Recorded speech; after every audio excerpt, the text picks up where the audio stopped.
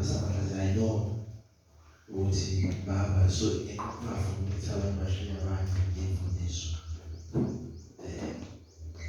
So ijole khona. So sizwa chapter 10 the book of John. Chapter 10 in the book of John.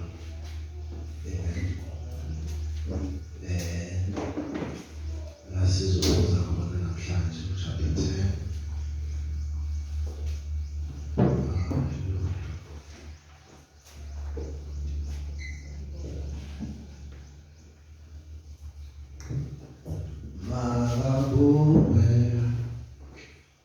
O Jehovah, O Sipamanda, O Komajoke, O Iseni Jalo, O Iseni Jalo, Magaboke, O Nini Majaboke. Hallelujah.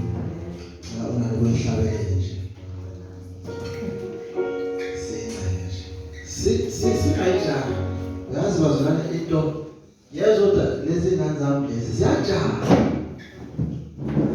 Amen.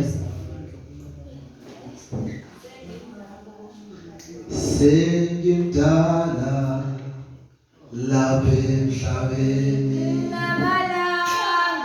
amalanga aseyabala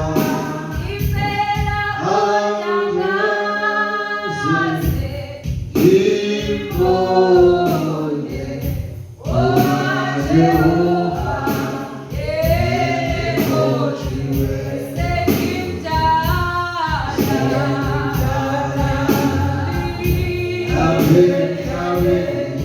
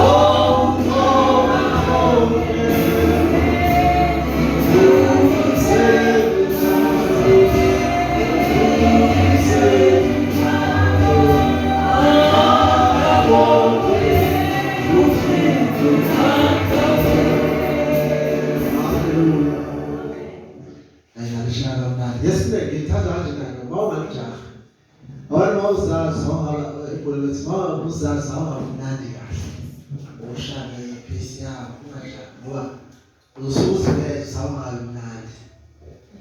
Amen. Ungazijabuli umnandi kade bebamehla thina sibizi isule ehlala kodwa wazona nathi sasiqapha inkosi usho njalo ukuthi abeseka singajani ngoba nje usujaphekele yanana umuntu akwesebugezi ukuthi hayi khona unikhe dala izamtrust people abathobele ethi ngiyindikala inkosi ubona ukuthi awumjini nani usezoba mdala. Amen. Now ngempela wazona sibisele ngobusikazi hayi abona ufaka tembe ngabe uzongapheli ngabe uzongapheli. Now mina nobaba simunye. Amen. Isihloko sethu sanamuhla mina nobaba simunye mina nobaba sinto eyodwa. Hallelujah. Now sikhuluma nencwadi kaJohn sizofunda ku-22 siye ku-41. 22:41 siyabhala chapter 10 next week. Khona kwakungumkhosi wokuhlanjululwa kwethempeli eJerusalema kusebusika. uJesu wayehamba ethempelini emphemeni kaSolomoni. Base bemhaqa abaJuda ethempelini. Konke kubeni libazisa izinhliziyo zethu na. Uma wena unguKristu sitshele ngokucacileyo. uJesu wabaphendula wathi, ngangitshela kodwa nikholwana. Imisebenzi engiyenzayo egameni likaBaba iyona efakaza ngami. Kodwa nina anikholwa ngokuba nisiba bezimvu zami. Izimvu zami ziyalizwa izwi lami, nami ngiyazazi ziyangilandela. Ngizinika ukuphila okuphakade, azisoze zabhubha naphakade. Akakho ngazihlwitha esandleni sami. Ubaba onginikileyo mkhulu kunabo bonke, akakho ngazihlwitha esandleni sikaBaba. Mina noBaba simunye. AbaJuda base bebuya bethatha amatshe ukuba bamkhande. uJesu wabaphendula wathi, ngimtshengisa imisebenzi eminingi emihle evela kuBaba. Yimuphi umsebenzi kulena eningikhandela wona na? Bamphendula AbaJuda bathi, asikukhandi ngenxa yomsebenzi omuhle, kepha ngenxa yokuhlambalaza ngokuba wena ungumuntu ozenza uNkulunkulu. uJesu wabaphendula wathi, akulotshiwe yini emthethweni wakini ukuthi ngitheni ngoNkulunkulu na? Uma wathi bangoNkulunkulu bona eleza kubo izwi likaNkulunkulu nombhalo uneqiniso. Nithi ngaye uYise amahlukanisileyo wamthumela ezweni ukuba uyahlambalaza ngokuba ngithe ngiyindodana kaNkulunkulu na? Uma ngingenzi umsebenzi kaBaba baningakholwa yini, kepha uma ngiyenza nakuba ningakholwa yini, kholwani imisebenzi ukuze nazi niqonde ukuthi uBaba ukimi nami ngikuBaba. Base befuna futhi ukumbamba, kepha waphunyuka esandleni sabo. Waphinda wamuka waya phesheya kweJordani, kuleyo ndawo lapho uJohane waqala ukubhaphathisa khona. Wahlala lapho nabaningi beza kuye bathi, uJohane nempela kenzanga sibonakaliso nasinye, kepha konke uJohane akusho ngalowo muntu kwakuqinisile. Abaningi bakholwa nguye lapho. Father, siyabonga kamela Jesu Kristu. Lihle izwi lakho. Liyaphila futhi alilabazisi. Siyabulela namuhla Nkosi ukuthi here we are, Father, in very, very small groups. Nabantwana abancane. But we appreciate isikhathi nethuba osinike lona.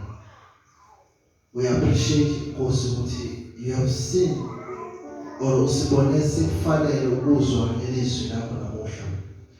Usibone selungene Nkosi ukuthi siphuze isitsheni sakho. Usibone kufanele kusinamandla ukuthi sihlale namhlanje etafuleni kanye nawe sizwe izindaba eziphilisayo.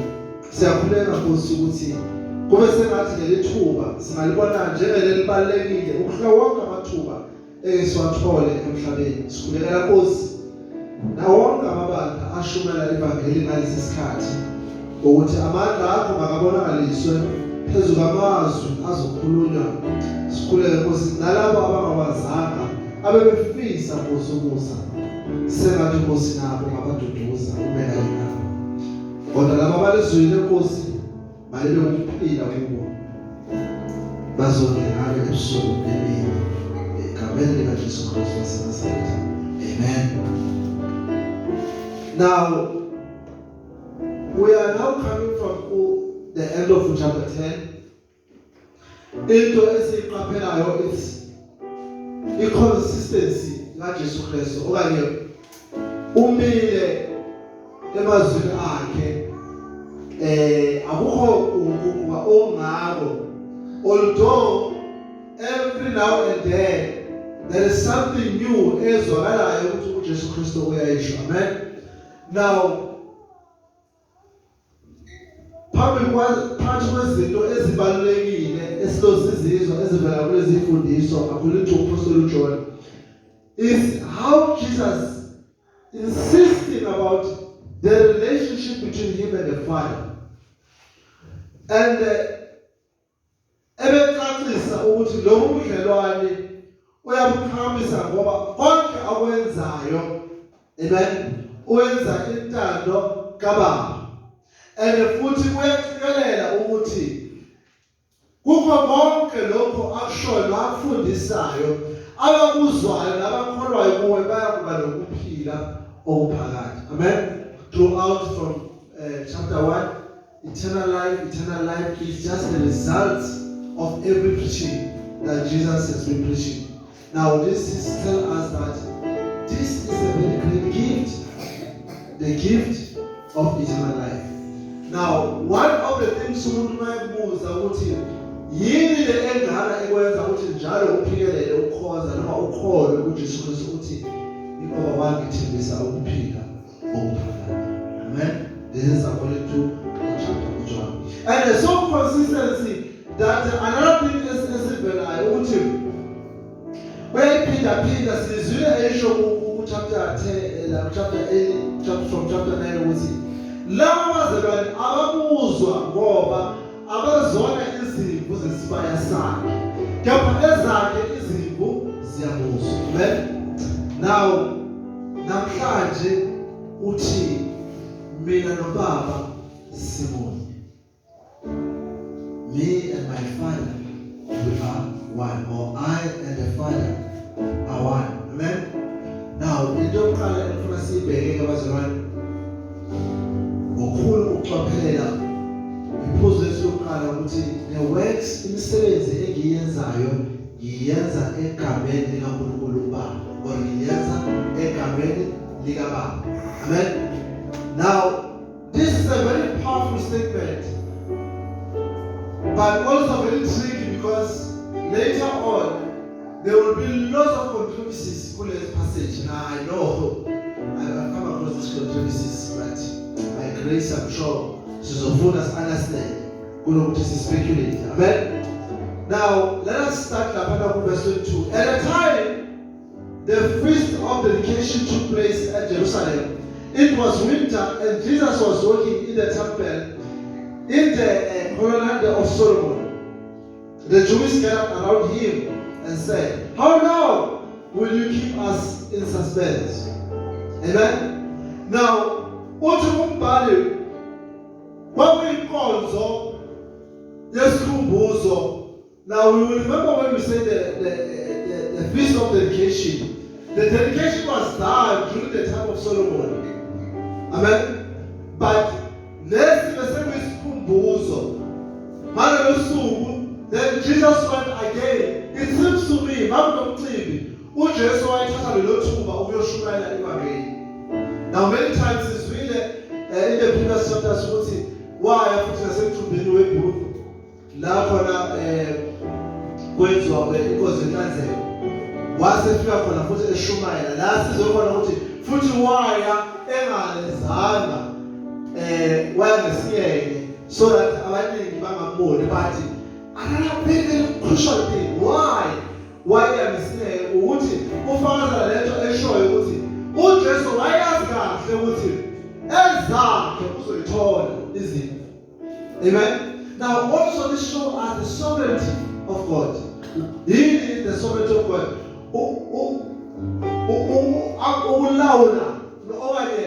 The control of Jesus over his people or over all situations. I'll tell you something you learn, I guess. You know, who does not advertise in God. You know, you see that when you're not so hard. I'm telling you, who doesn't do that at all. As one of the things I know about the KBC Bible College, they don't advertise. Many people, they don't know that college. When I was, where Dr. Wadi called me, like, what? You don't advertise. What you know? Go back to who's another at your and the OT since, I'm sure that at that time the college had 29 years. What since the car, we have never advertised, but we always have enough applications since the Malala and Apart. Oh, now how you do it? But no, we pray. What you do? Now, looking at the book of John, I understand what was the ideology behind. What was it behind the ideology? Because Dr. Wadi perhaps when understanding unity, ezakhe izipho uKristu siyamazi and azidubi. Amen. Now Lord Jesus asiyazi why lapho ngesikele. And this time kuthiwa wayesendaweni engaphakathi ebizwa ngeSolomon Convent kuthiwa yona efulelwe ivaliwe. Perhaps it was winter. The reason why we went up is because but the Jewish gathered around him. Amen. Now these people, they wanted who's on his but letting the Bible bafika bathi koze kube amen ushawo uqhangela nokusiqangelisa uma unguKristu. Amen. Sitshele ube kahle. Uma ngabe uKristu, sitshele ube ukanye nje. Ungalelo usiqangelisa. How long? Amen. I don't know if this question was relevant. To me, where I said it was irrelevant because siyezwa ukuthi labazelwane sekuningana uJesu ekwenza. Amen. But they still have other doubts. They are not convinced ukuthi uJesu they are not convinced ukuthi uJesu unguMessiah okanye phasibe uKristu because I may not know their reasons, but sizwa ukuthi even phambi kwabo uJesu wavula osingathi bamthola ubufakazi bokuthi uJesu wavula indoda amehlo. But still bangabazi. And many other believers at this time uJesu usawaphefumile, but they still don't believe. But they keep on asking, because they believe. Now the question is, now let us say, by the way, without speculating, uJesu and I will respond to OT.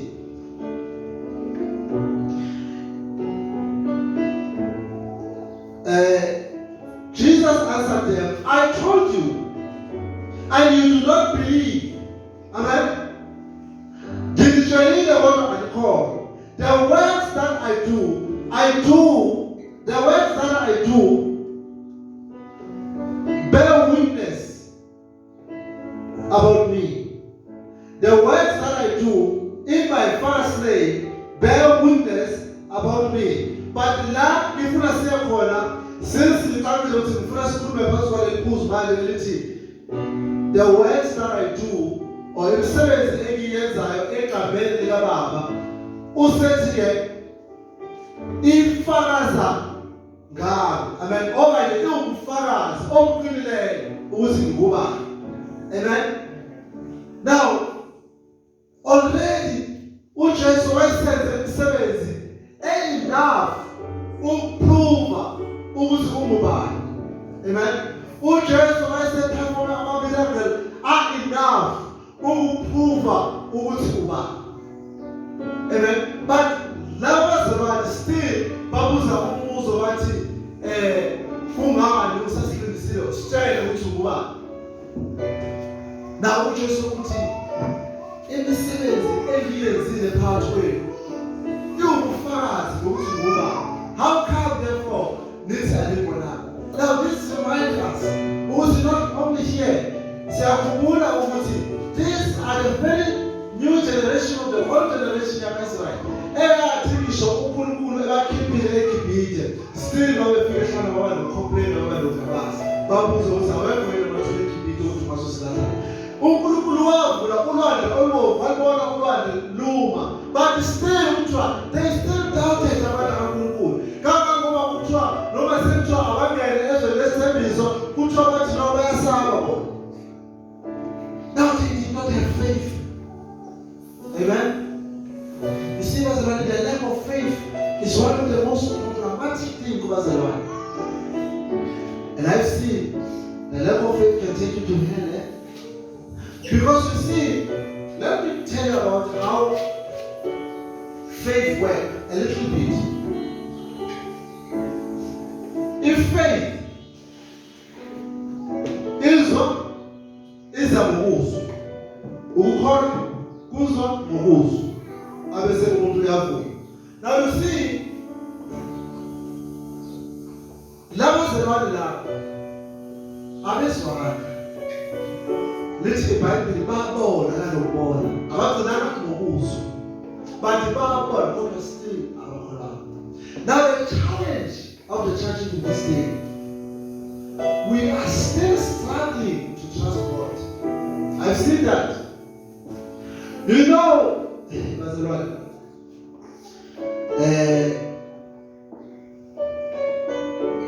there are many pastors who left ministry because they doubted also Unkulunkulu would help them to succeed in ministry. And I remember I myself had that doubt. I'm not sure what this thing of full-time ministry is a good idea. As a result, I even think about going back to service. And this brother looked at me and he was worried. And he said, you know, I've admired you for a very long time, man of God. Now you disappoint me. Uti, actually, Pahova, you don't have much resource, but you wanted to go full-time in ministry. And when you did, thank God, now you put us again this guy. Uti, now they are coming here, you tell me, and where is your faith? Go to Kolawa, and then I can't go to So, there are things, the testimonies in our lives. This is the born as every stage. But yet we still doubt. Amen? Why are we doubting? That's what you see. It's a simple thing. You know, I'll tell you. Usatan is never been doubt. Usatan always bring doubt. Wathi kuEva wathi uNkulunkulu singasidle isihlahla wathi uSathane ngempela uNkulunkulu uthe ngasidle immediately esho njalo the doubt uEva waseyangabaza immediately yangabaza wasekungena kwesono ungabaza kuyisono. Amen. Don't ever doubt God. Even if kubonakala sengathi ayikho into ebonakalayo ukuthi lento ecabanga ayizwenzeka. You know what Charles Spurgeon usually say? I'm so wrong that even if I don't succeed, I blame myself because I'm not ungabaza ukuthi uNkulunkulu uright ngaso sonke isikhathi. I have no doubt. Amen. But even if I pray for something, when I blame myself, I blame my faith, because I know Amen. You know, you must sometimes reach that level where one who does not have doubt. Don't have doubt. Amen. You start a business and then the business succeeds, glory be to God. You start a business and it doesn't succeed, glory be to God. That's what faith is all about. Amen? Faith is not about how we feel, but faith is the standard that we reach, and the businesses are also as there as rain or not rain, summer or winter. That is why the Apostle Paul put it, get away, not Timoteo, Shumaya Evangeli, in season or off season. What Shumaya no matter by our call, no matter our call, no matter our hands and so no matter our days so do not have doubt. Why? For I know the power of Jesus Christ. Now Jesus said to these people, even in the 7th year, if Father I believe who fathers in me, but you still don't believe that I'm Christ. Amen? Now, I will tell you why you don't believe. The reason why you don't believe is because our learner who despise our learner despise. That is why the Kabas. Mama Uwe, the Kababi, now I didn't Kabas into English. Amen. This seems to be the continuation of the passage last week. You are not among my sheep. Now the question is, are you among Jesus' sheep? Amen. Now that's the question that you must always ask yourself. I don't know. You know, I always say this because I don't take it personally. But I don't know what it's in the same way. He asked me. Then I don't ask. Give one hand. Amen. Was right. Inina enazi ukona we. Gabe hizi kuzina Kristo na. Listen. You know, I like this one. Pastor Bana was always saying, Maggie and I, we like repeating this. You know, Pastor, always, just the way you sit with the church, ask them like this. If Jesus will say to you, why would I allow you to my heaven? What would you say? Amen? And thus, they will think about it and they will know that they must believe more. Amen? Ukuthi uNkulunkulu wathi kuwena kungani kufanele ngivumele ezulwini lami uzothi ngoba and then I said because I believe in Christ I'm born again. Amen? But this is a big challenge. Are you born again? Because there's another thing that you can say no. But I really am born again. This is my challenge to you today. Ask yourself. Because what Pastor Deborah talks about on Friday is another level. He was on a higher level. But before sitting at our Pastor Deborah, I feel when I asked him, how will I goes down? If you don't have because we have, find out who's in because we have and do it. That way, you will be proving that you are among the sheep of Jesus Christ. Amen? We must not just say it's the deceiver, but we do the opposite. No, that's the right.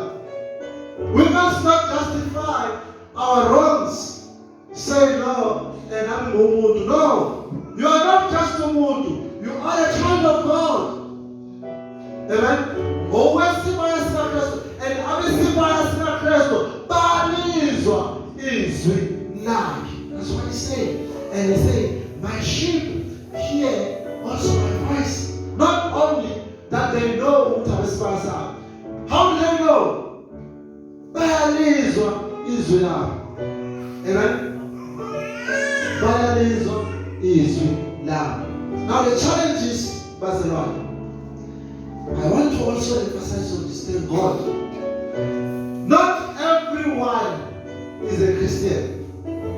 Let me tell you something. Not even in the church, everyone is a Christian. Not even about uJesu wenkosi nokusindisa abaKristu. Amen. The sad reality. Akuwo wonke umuntu obiziwe futhi akuyena wonke umuntu okhethiwe. Bakhona abakhethiwe, bakhona abakhethiwe. Wena because okhethiwe surely uzobona. You know, I like the testimony of Robert Moffat, where a missionary in Cape Town in the early years of 17th century. Later in the Bible, Moffat, while he says the Cape Town wafika indoda kuthiwa uLivingstone. uLivingstone wafika, bayifikile uthi uMoffat, I have never seen such a man. Moffat was a pastor, a born again Christian. But one figure uLivingstone wanted die. But in his book, this man, when I look at him, I have never seen such faith. Amen? That a soldier, literally Bible, uLivingstone went figure like South Africa, he even refused to go back home. But no, a missionary said, come back home. Reply, how can I go back home when something in Africa? Amen. That they say, listen, Livingstone, but even who says over, I have no doubt that she's a believer. In the next life I shall meet her. That's Livingstone. You know, maybe you have been told different stories about Livingstone. But let me tell you, Livingstone was a very great man. Never believing that what you know is social, powerful social. General war over South Africa, fight him and bring him back to England. Amen. Good one is social, one figure. I'll tell you the story. Now, nothing you told we are preparing, he refuses. But I will stay for some time and beg the man. Good one, the second letter. He did not talk about bringing Livingstone back. He refused to come. But I understand. I have never seen such a man. This guy was not a believer, he was just a soldier. Then he wrote in his letter, at 4 o'clock, he wake up, he prays. 6 o'clock, he prays. And then after that, he goes and heals the children. He was a medical doctor. But some of these people are difficult to stay with. They are different culture. They are different everything, even the food. What about this man? He loves them with all his heart. This man truly, he's convicted. And the soldier said, but I appreciate the opportunity to come, for I myself have found Jesus Christ. I have never seen such a man. Let me tell you, when we say by Jesus Christ, there is no doubt people will see. People will see. Amen. Because also included because we are. Amen. And also face. Livingstone, he lived in Africa and he died in Africa. Amen. Now, when he was in Zambia, amen, and he came back to Zambia preaching the gospel. Amen. Amen. Now, Bible reminds him,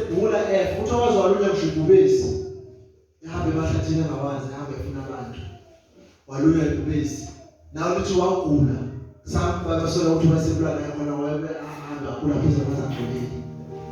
a medical doctor.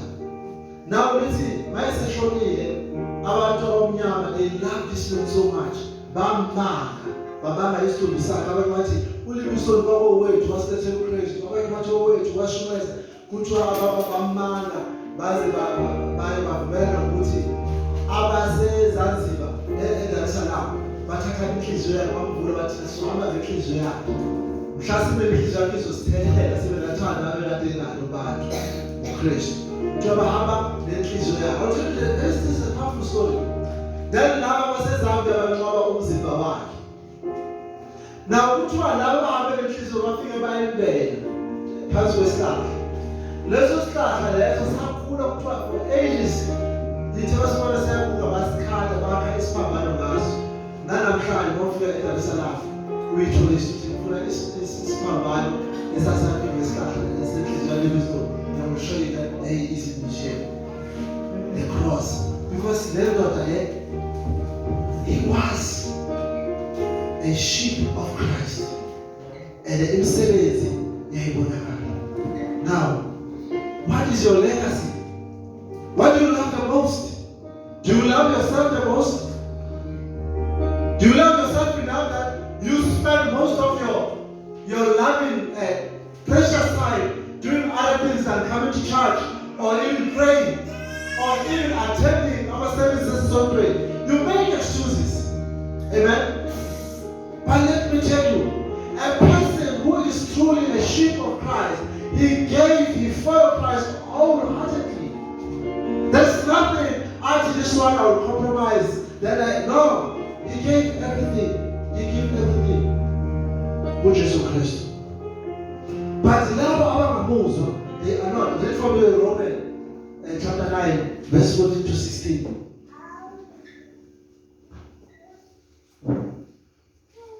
Verse 14 to 16. Ngakho siyakuthini na? Kukhona yini ukungalungi kuNkulunkulu na? Cha nakanye. Ngokuba kuMose uthi ngizakumhawukela engimhawukelayo, ngimzwele engimzwelayo. Ngakho ke akuyi ngentando nangokuzikhathaza komuntu, kodwa kuya ngokuhawukela kukaNkulunkulu. Jesus says, you are not my sheep. Now the apostle Paul uthi manje besithini kulezi zinto. Amen. Ngokuba uNkulunkulu ukhetha amthandayo ngomusa wakhe. Amen. uNkulunkulu ukhetha amthandayo ngomusa wakhe. Awuphinde futhi. Ngasheshe manje.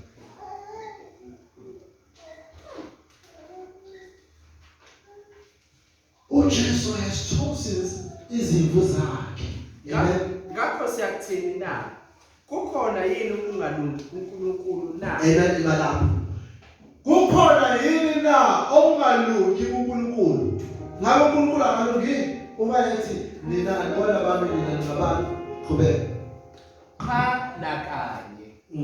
Ngokuba kuMose uthi ngizakumhawukela engimhawukelayo, ngimzwele engimzwelayo. I will have mercy in whom I have mercy to. Amen. Qhubeka.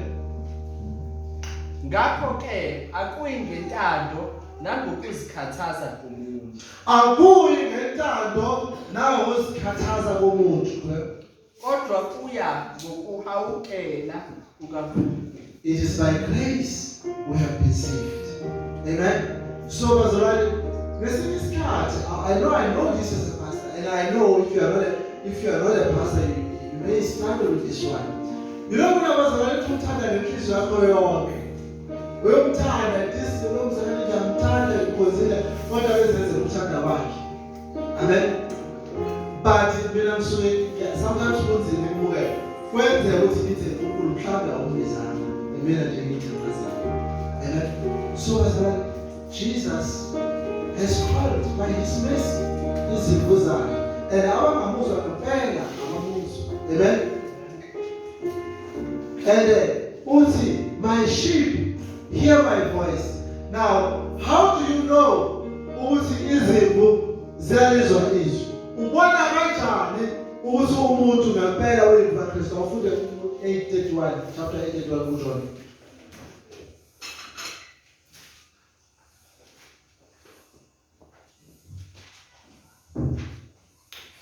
Khona uJesu wathi kubaJuda abasebekholiwe, uma libe ezwini lami ningabafundi bami sibili.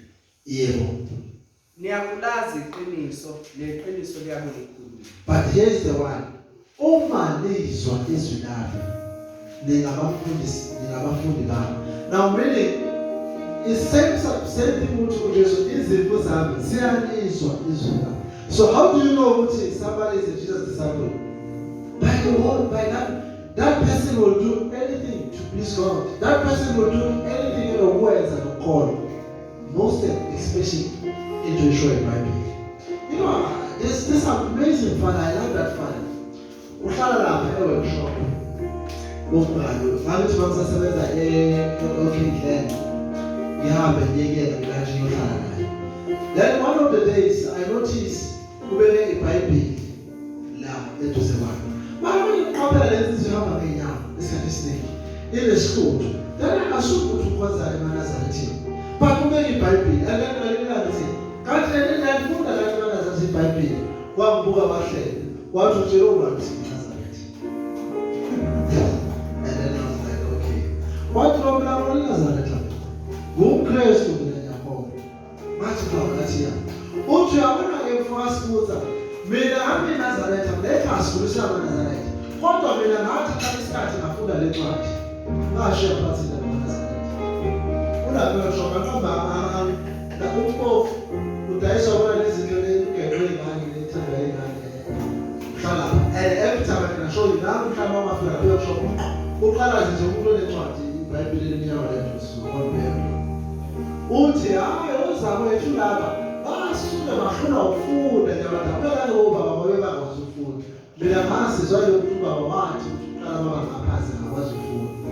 Ithe semfunda mina ngabona ukuthi bashebe lo weKristu. Wathi kodwa bafika bazokubulala ungakusho lokho. Wathi thina ngabona iBhayibheli mase ngilifunda ngabheka nezihlabelelo zakithi zakashebe ngabona ukuthi lento ayishumi nawe. Mase ngabulala. Now you see, he was chosen by Christ. Emaphakathi. Yena wayakashebe, but because ubiziwe, yathi maye eBhayibhelini, wenza namazana walizwa izwi lakhe. Amen. Ngoba ezami ziyalizwa izwi now. Now, abanye no matter what you are saying, noma ngifuna uzoliphendula kuBhayibheli you never understand. Amen. Because abebona besibaya sakhe uJesu Kristu. Abebona besibasa. Then another ukuthi siyalizwa izwi lakhe kodwa mina ngibanikeza ukuphila okuphakathi. Amen. I give them eternal life. Nathi eyedwa emnandi ngendlela isimanga. Uthi futhi akakho ongabasusa esandleni sikaBaba. Amen. You see, bazalwane, nanga umzelo waphasana. Angikholelwa mina ukuthi umuntu ubuyile. Hawu uzalumile ngathi akazakho. Sala la. Isaya uyakholwa akazakho. Try, wayekholwa ngithi hayi wayekholwa asizokuyezela. Mawuthi sikhontrula ukuthi angeke uthandazakho. Because iBhayibheli libeka ngokusobala ukuthi akekho ongasisusa esandleni sakhe. Nani ngicule lithi siyaqinwa esandleni somusa. Amen. Singona esandleni sakhe. Mawuthiwa siyaqinwa, mina bazalwane asinaso. Lokho. Amen. Now ungayenzeka uthi kusasa sijike lophumlani. Simbona lapha sephethe ibhodlela. It's either the two. It's either akazakholwe ubedlala ngathi or usazobuya. Amen. So akekho lo yedwa ongazisusa izimvu zami esandleni sakhe. Nobody. Abesithi mina noBaba simunye. Amen. Mina noBaba sinabazalwane simunye. I and the Father are one. And the Jews picked up the stone. Jesus answered them, I have shown you many good works from the Father. For which of them are you going to stone me? The Jews answered him, it is not for a good work that you are stoned, we are going to stone you, but for blasphemy, because you being a man, make yourself equal to God. Or make yourself God. Amen. You see, I was already matching. No. Sizokushaya, asishayeni ukuthi ukhulume kahle ngezenzo. Sishaya ukuthi uzilinganisa wena noNkulunkulu. Nawe bezwa ngayo ukuthi mina noBaba simunye. Amen. Bathi no, kuthiwa bathatha manje bafuna ukushaya. Amen. Me and my Father, we are one. But ukuthi my Father who has given them to me is greater than all. Uthi nalani uBaba omnike laba abakholwa kimi mkhulu kunakho konke. Amen. My Father is greater than you. And I have shown you many works. Why? Or which one of those works are you stoning me for? Amen. But for blasphemy. Read for me chapter 14, John, verse 10, verse 10, 11. But sikushayela ukuthi you are blaspheming. Ublaspheme wazalwane umuntu ozenza engathi uNkulunkulu uyablasphema lo muntu. Angazi lona lo othi uNkulunkulu naye ngiyafuna ukumsho kabi ukuthi uyablasphema yena. Kodwa uFesu ufuna ukudala isizwe. Dalo washaka amathomela njalo. Osida ngomazulu. Kube ule wesisiqhubeka. Awukholwa ukuthi ngikubaba nobaba kini na? Amazwi engiwakhulumayo mina kini angiwakhulumi ngokwayo. Kepha ubaba uhlezi kini. Ubaba ohlezi kini wenza imisebenzi yakhe. Amen. Ubaba ohlezi kimi wenza umsebenzi wakhe. Now, why Jesus is saying me and my Father we are one? Because Jesus have God in him. But we'll explain as we go. By they say that is blasphemy. Read for me chapter 5 verse 17 to 18. Now let us see what say kahle. Says the theology ngempela la sifuna manje. Kepha abaphendula wathi ubaba usebenza kuze kube manje nami ngiyasebenza. Now ubaba ukimi. Ubaba usebenza kuze kube manje nami ngiyasebenza. Read chapter 5 verse 19 to 21. 18 or 19 to 21. Khona uJesu waphendula wathi kubo ngiqinisile ngithi kini indodana ingenze lutho ngokwayo. Kuphela lokho ekubone kuyise kwenza ngokuba lokho akwenzayo yena nendodana iyakwenza kanjalo. uNkulunkulu akwenza elapha ezulwini nendodana iyakwenza. Now Colossians 2:19. Abasekolose 2:19. Engambaleni kuye oyinhloko okungayizimba wonke usizwa uhlanganiswa ngamalungu nemsipha ukhula ngokukhula kukaNkulunkulu. Yes, Jesus still talks about himself. Amen. Ukhuluma ngaye. Now, Jesus in response. Let's now interesting verse. Listen, I want you to pay very careful attention because I have heard most heresies in this. Then the Jews, no, let's go. Then Jesus answered him. It is not for a good work that you are going to stone me, but for blasphemy, because you are a man, make yourself God. And Jesus answered them. Is it not written in the law? I said, you are gods. If I called them gods, to whom the word of God came, and the scripture cannot be broken. Now this what is very dangerous. That's I always like. You see what's right? Jesus is saying something very important. Uthi, wathi wakini ngoNkulunkulu.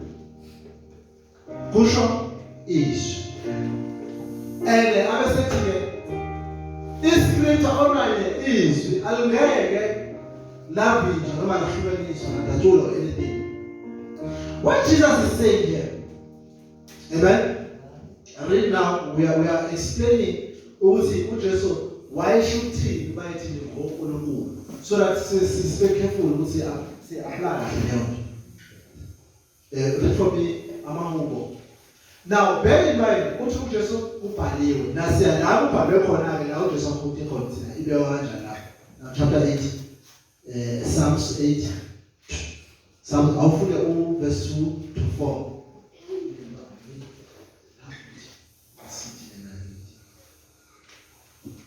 2 to 4 Mahubo chapter 8.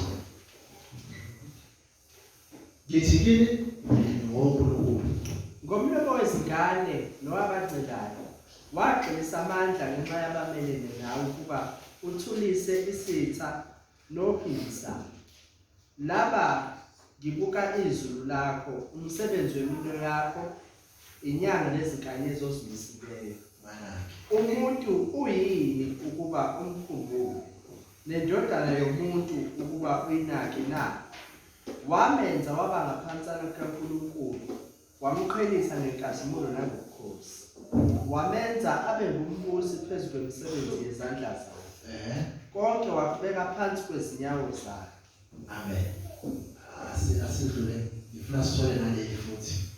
Now last siyezwa ukuthi ihubo likaDavida uthi uNkulunkulu uyini umuntu ukuze umlandele kangaka.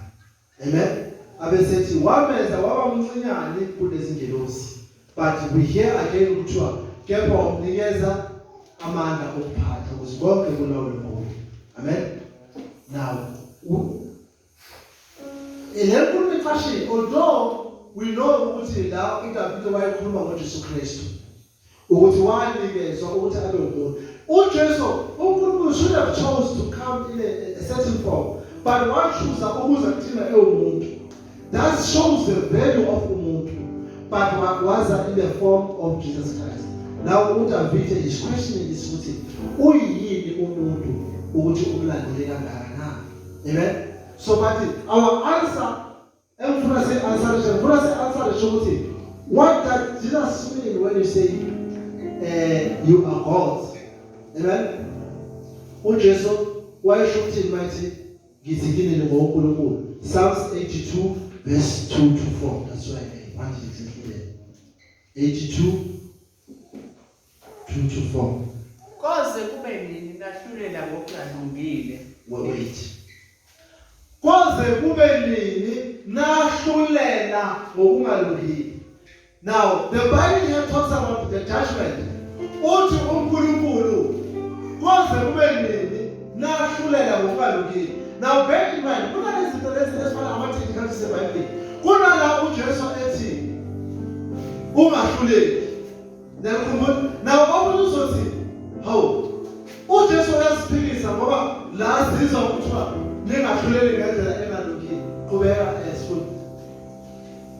Nikhetha ubuso bababi na? Yeah.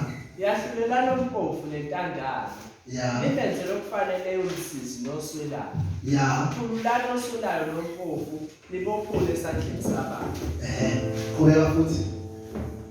Abanakwazi abanakuqonda bahambe kumnyameni, izisekelo zonke zomhlaba ziyazamazama. Yeah, qhubeka. Mina ngathi ningoNkulunkulu nina, nonke ningamadodana ophezu konke. Yeah. Kanti nokho niyakufa njengabantu nje. Niwe njengesinye sezikhulu. Yes. Amen. Asime lapho. Now, this is the criteria that ukumela kumaSpms ne. uJesu uNkulunkulu la uthi ubuza ibandla. Uthi koze kube nini nehlulela ngokungalungile. Now, la the Psalms of umbhalo wamahubo. Why khuluma not with the whole society? Why khuluma nabantu ababenikezwe isikhundla sokwehlulela? They were judges, eh? Now, they were not doing justice. Bebekhetha ubuso, I think I mentioned that. Uthi bebekhetha ukuya ngobuso. But uNkulunkulu mayethi ningoNkulunkulu usho ukuthi wayebanikeze amandla to operate on his behalf. But at the end usethi but azini ukuthi niyakufa njengawomuntu. Amen. Meaning, let's now explain something else. Very familiar gods was right. Because the Israelite gods, they don't S today. Now, over 80, we are gods. Position in the beginning was dominate. That was a dominion over all things. That was the power of Umuntu or any. But later power does not equal him to God. Amen. But the difference is that Jesus is equal to God. He is God.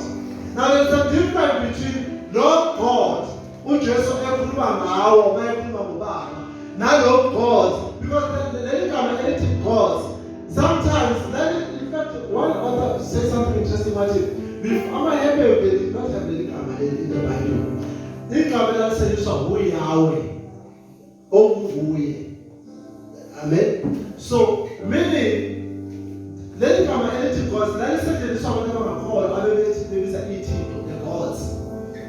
Because when they think of God, so as our Israel, as Zabayena ukuthi owakhe uNkulunkulu abe exclusive ngoba bona bethu abayikhonzile basebethi we serve God one, not many. But our parents, they didn't have one God, so they had gods. So then come out there and you are gods, not God. So you can never say Batina or Master Kulukulu. As I do that, I don't know about I do a little tour of Kulukulu. That's what you like to do 20. See this car, where was the story? Bible, let us see what 18.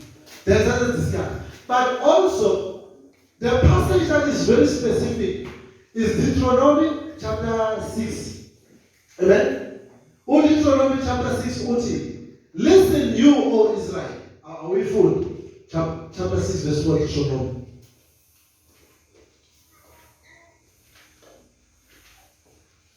Yes. Verse 4. Chapter 6, verse 4. Yeah. Izwa Israyeli, uJehova uNkulunkulu wethu, uJehova munye. Amen. Now, izwa Israel. uJehova unjani? Munye. We've got only one God. Exodus 20 uthi ningabi nabanye onkulunkulu. Now, what we try to prove, umbhalo wamahubo la uJesu akhotha khona. Umbhalo wamahubo uthi niyakufa njengawo umuntu. Anikazi na ukuthi niyakufa. God does not die, is it? God does not die. Therefore, uNkulunkulu uyabakhumbuza ukuthi ngininikeze amandla ami ukuthi niwasebenzise. But everything benu niyehluleke and you will die.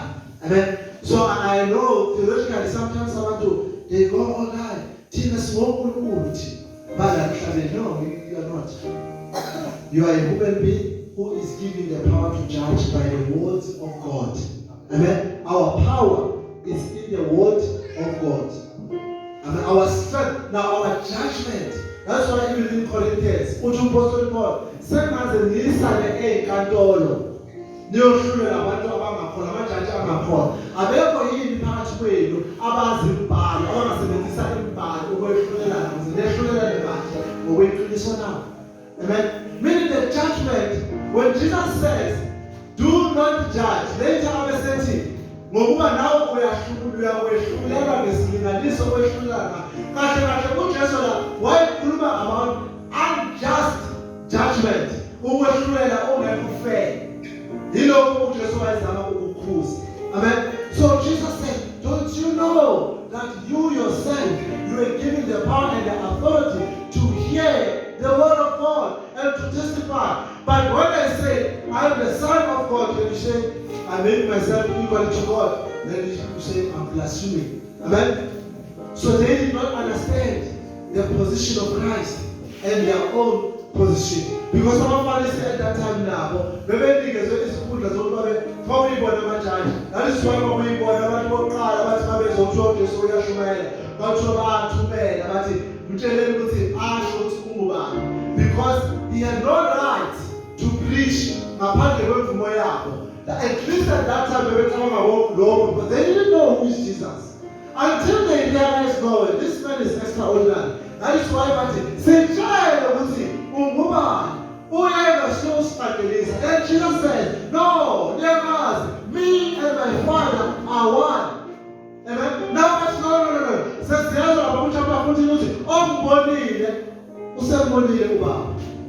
Amen. Me and my Father, we are one. So we must know as a church that Jesus is God. Amen. Jesus is God. Do not be told who there's another God. Because in Jesus, then we have seen God. How do we prove that? Amen. Let's go to our point number 3. I am in the Father, and the Father is in me. Amen. I am in the Father, and the Father is in me. But if you do not believe, at least the Quran says, Amen. Believe in the works that I do. Now, chapter 14, verse 7, so you have seen. But mostly believe for the sake of the work that I did. in front of you because ubaba ukimi nami ngikuye. Ngamanye amazwi lemisebenzi engiyenzayo bengeke ngiyenze ukube ngabe ubaba akekho kimi. The power that I have it because the Father is in me. Amen. Ubaba ukimi. Now let us start now, just to put it in right perspective. Let us read John chapter 1 verse 1 to 5. John chapter 1 verse 1 to 5. La uzola qale khona. Ekuqaleni wayekhona ulizwi. Ekuqaleni wayekhona ulizwi. Qhubeka. Ulizwi wayekuNkulunkulu. Ulizwi wayekuNkulunkulu. Ulizwi wayenguNkulunkulu. Ulizwi wayenguNkulunkulu. Yena lo wayekhona ekuqaleni kuNkulunkulu. Yena lo wayekhona ekuqaleni kuNkulunkulu. Konke kwavela ngaye. Konke kwavela ngaye. Amen. I am in the Father and the Father is in me. Funda khona lapho chapter 1 verse 14. Ulizwi waba inyama wakha phakathi kwethu. Now who's this ulizwi? Lo wayenkulunkulu engunkulunkulu waba inyama wakha phakathi kwethu. Now bazalwane. Nayizwa kodwa le nto kanjani? Funda verse 18 khona lapho chapter 1. Akakho oke wabona uNkulunkulu. Akakho oke wabona uNkulunkulu. Indodana ezelwe yodwa esesifubeni sikayise iyona embonakalisile. Iyona eyamonakalisa. Meaning ngaphandle kukaJesu Kristu akekho wambona uNkulunkulu. But ngesikhathi abantu bebona uJesu Kristu bambona uNkulunkulu. Ngamanye amazwi uJesu Kristu wayezobonakalisa uNkulunkulu. Amen. uJesu Kristu zabantu wayezobonakalisa uNkulunkulu.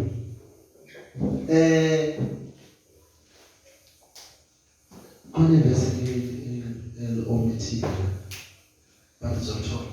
Funda uJohn chapter 1 verse 1 to 4. First John. Yeah.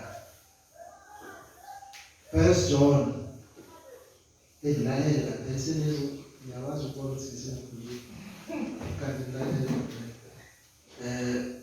Chapter 1 verse 1 to 4. Lokho kwakukhona ekuqaleni kwasekuqaleni esakuzwa sakubona ngamehlo ethu. Sakubheka nesandla zethu zakuphatha okwezwi lokuphila. Lokho okuphila kwabonakalisa sakubona siyaqinisa sinishumayeza lokho okuphila okuphakathi. Okwakukhona kuyise kwabonakaliswa kuthina. Lokho esibonileyo sakuzwa sinishumayeza khona nani ukuze nani nibe nenhlanganyelo nathi. Kepha thina sinenhlanganyelo noyise nanendodana yakhe uJesu Kristu. Sesiyanilobela lokhu ukuze intokozo yenu iphelele. Yes. Izwala ibazwana imnandi. Lokho esakuzwa, lokho esabona sathinta indodana yomuntu. Amen. Kwenye indawo ethi yayigcwele ukuphila. Inkazimulo yayo kuwe sengathi indodana yomuntu. Amen. Abesethi lana, for by him all things were created. Colossians, no? In heaven and earth, visible and invisible. Amen. Thrones or dominions, or ruler or authorities, all things were created through him and for him. And he is before all things, and in him things hold together. And he is the head of the body, the church.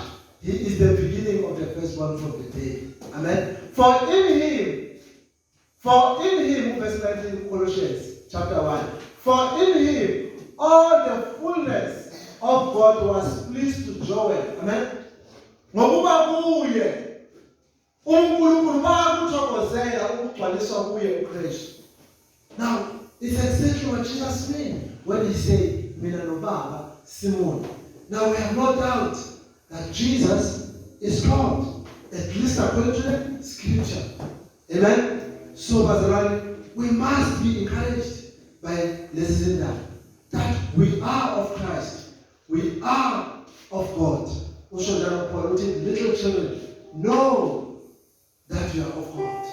As little children, know that we have overcome. Amen. As ukuthi seningobile, why ngobile? Ngokuba ningabankulunkulu, ngokuba lo uJesu Kristu wanqoba izwe. Nani ngokuba kuye senilingobile izwe. Siyazi ke ukuthi uJesu uyenza imisebenzi egameni likaBaba. uJesu noBaba bakunye. uJesu uBaba noBaba uJesu. Amen. So the gospel of John is teaching just that we may know, amen, that Jesus is in us. But there is some important verse as we close in the book of Hebrews. I want us to read Hebrews chapter 1, verse 1 to 3.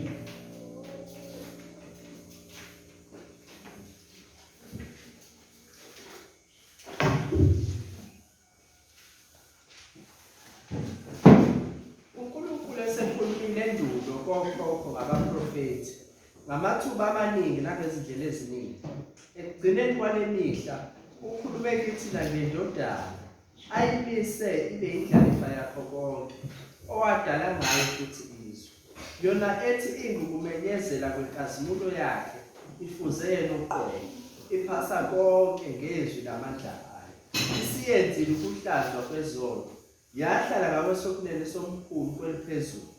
Seyaba uNkulunkulu esingelosi njengalokhu igama eliyifalayo likhulu kulela. Amen. Ey'khathini zakudala uNkulunkulu ukhulumile kithi ngabaprofethi, kodwa kulezi insuku zokugcina ukhulumile ngathi ngoJesu Kristu. So Jesus and the Father are one, and Jesus is in the Father, and the Father also is in Jesus. So you, Pastor, what does this say to us? This says to us, Pastor, not only do we believe in the name of Jesus Christ, but sikholwa kuNkulunkulu obulakhe. Amen. Ukuphila kubuye.